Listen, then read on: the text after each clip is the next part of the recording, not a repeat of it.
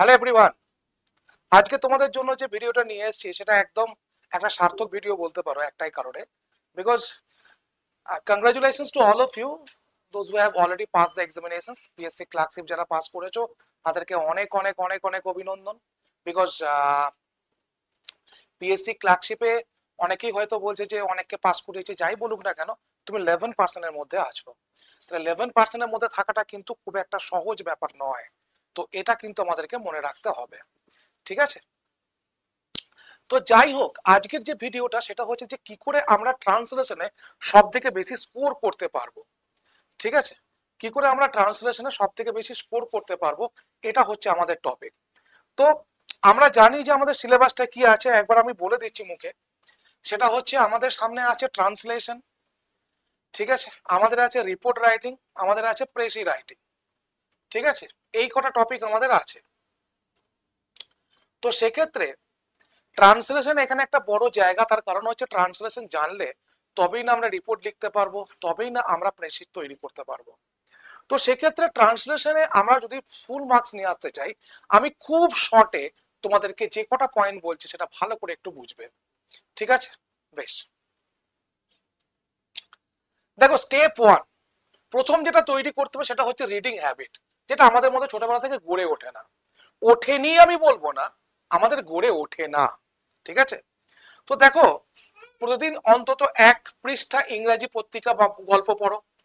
এইটার থেকে আমার মনে হয় এটা 1 পৃষ্ঠার থেকে অন্তত 5 পৃষ্ঠা পড়ো, ঠিক আছে?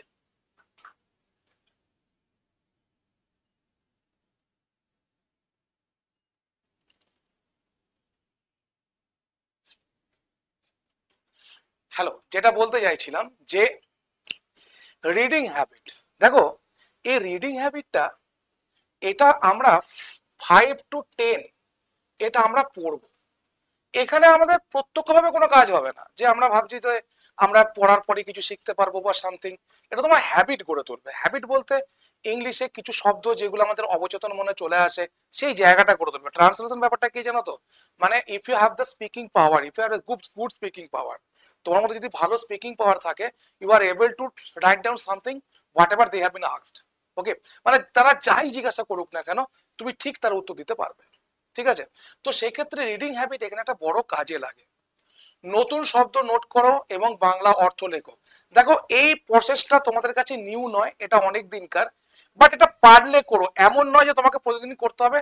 তার কারণ হচ্ছে পরীক্ষা হয়তো 2 মাস পরেই নিয়ে নেবে, তো সেখানে তোমার কাছে টাইম খুব শর্ট। তো সেক্ষেত্রে এইটা তোমাদের কাছে কাজে লাগবে, কিন্তু এটা দীর্ঘমেয়াদী হলে একটু বেশি কাজে লাগে। আমি একদম পরিষ্কার কথা বলছি।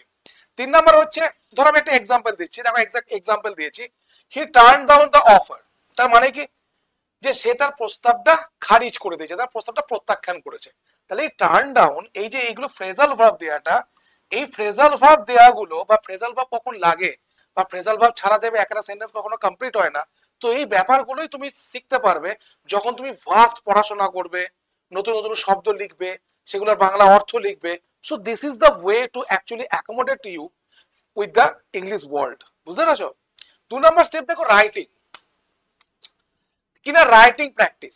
প্রতিদিন 50টা ইংরাজি বাক্য বাংলা করো, আর 50টা বাংলা বাক্য ইংরাজি করো। This is the main point. অর্থাৎ 50টা বাংলা টু ইংলিশ ট্রান্সলেশন আর 50টা ইংলিশ টু বাংলা ট্রান্সলেশন, দুটোই কাজে লাগবে কিন্তু, আর দুটোই তোমাদের আসবে। অর্থাৎ দেখো কিছু সিচুয়েশনাল জিনিস, যেমন আমি তোমাকে চিনতাম, I use to know him, আচ্ছা আমি তাকে চিনতাম, I use to know him. তাহলে ইউজ টু কখন ব্যবহার করি না? পাস্ট হ্যাবিটের ক্ষেত্রে।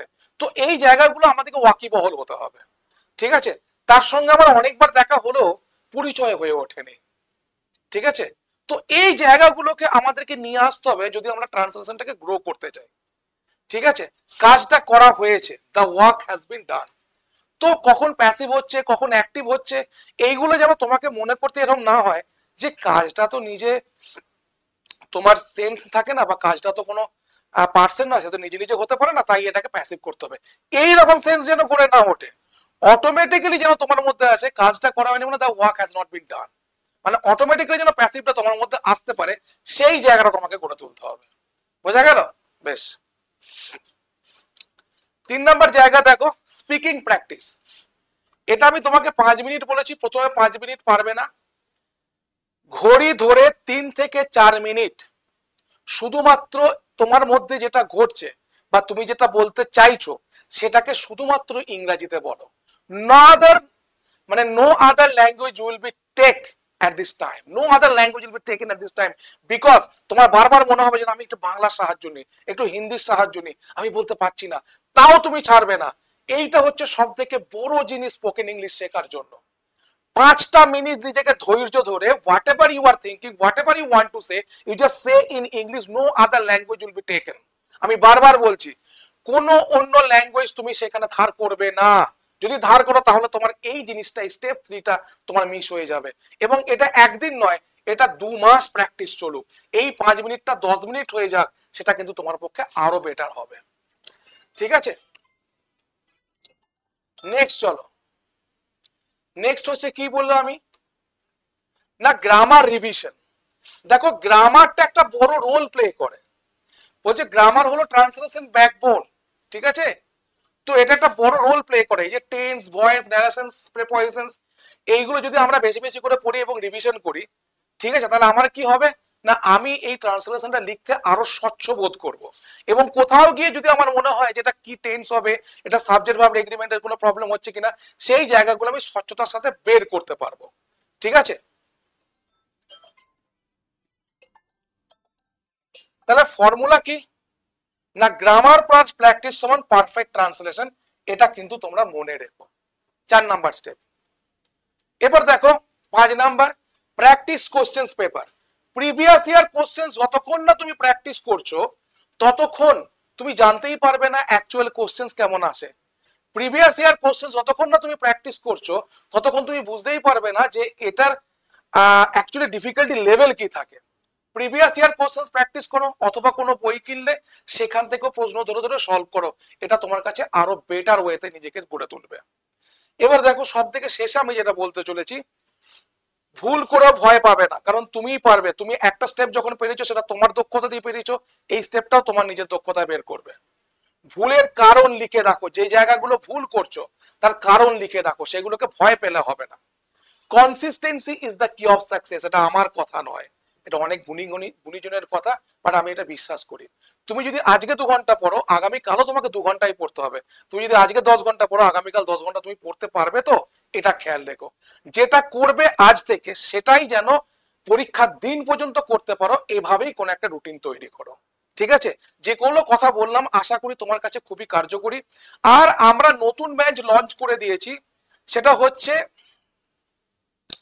899 টাকায়। দেখো তোমরা 1 বছরের জন্য সাবস্ক্রিপশন পেয়ে যাবে, তার সঙ্গে 5 প্রো ম্যাক্স ফ্রি। এবং এইগুলো দেখো তোমরা যদি অন্যান্য যখন পরীক্ষা দেবে, গ্রুপ সি, গ্রুপ ডি, তখন এগুলো তোমাদের কাছে খুব কাজে লাগবে। কোড অ্যাপ্লাই করতে হলে একদম সিম্পল, GOUTAM, এটা হচ্ছে কুপন কোড। অথবা তুমি আমায় মেসেজ করতে পারো এই নাম্বারে 7908100347। দেখো আমি একটা কথা বলতে পারি, সবসময় কোর্সের প্রয়োজন হয়, এই সময় কোর্সটা তো সব থেকে বেশি প্রয়োজন। তার কারণ হচ্ছে এটাই যে এইটুকু কম সময়ে যদি গাইডেন্স না পাও তাহলে কি করে শেষ করবে। এবার গাইডেন্স শুধুমাত্র ভার্চুয়ালি থাকছে না, তোমরা খাতা লিখে দেবে, সেগুলোকে চেক করব আমরা, অর্থাৎ বাংলা এবং ইংরাজির মেল বন্ধন থাকবে এই কোর্সে। যাই হোক, যদি তোমাদের ভিডিওটা ভালো লেগে থাকে প্লিজ লাইক এন্ড শেয়ার করো, আর যারা নতুন তারা চ্যানেলটাকে সাবস্ক্রাইব করো। Thank you so much for watching the sessions.